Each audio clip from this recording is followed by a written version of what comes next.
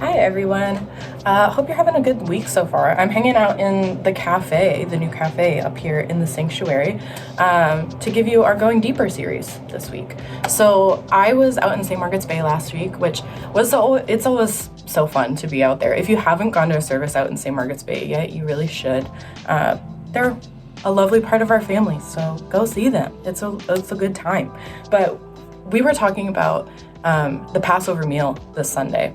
And in my research, I found it really interesting because even today there's this tradition in Jewish households when they're doing the Passover, where kids, usually like the youngest kid who can speak, will ask these questions. And then they're like a certain set of questions. I think there's like 5 or 6 of them, depending on your tradition. And then the parents will, or whoever's hosting the Passover meal, will answer those questions as part of the Passover story.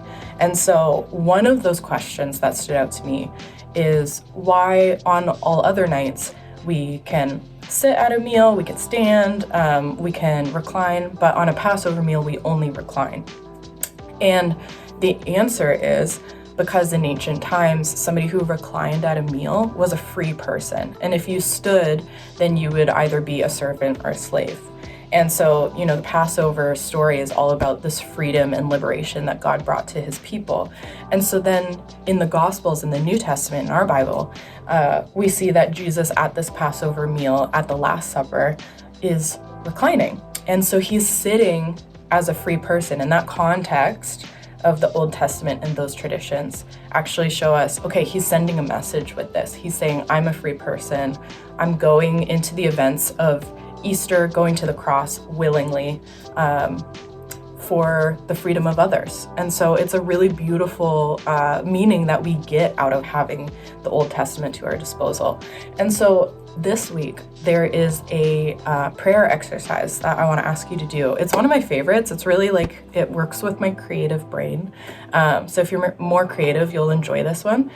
You basically just put yourself in the story in the Gospels. And so in this case, find one of the Last Supper scriptures that you enjoy, one of the Gospels, and put yourself at the meal. Maybe you're one of the disciples at the table. Maybe you're the guy who owned the house that they had the meal in. And so you're kind of in the kitchen preparing food, but overhearing some stuff. Just put yourself in the story.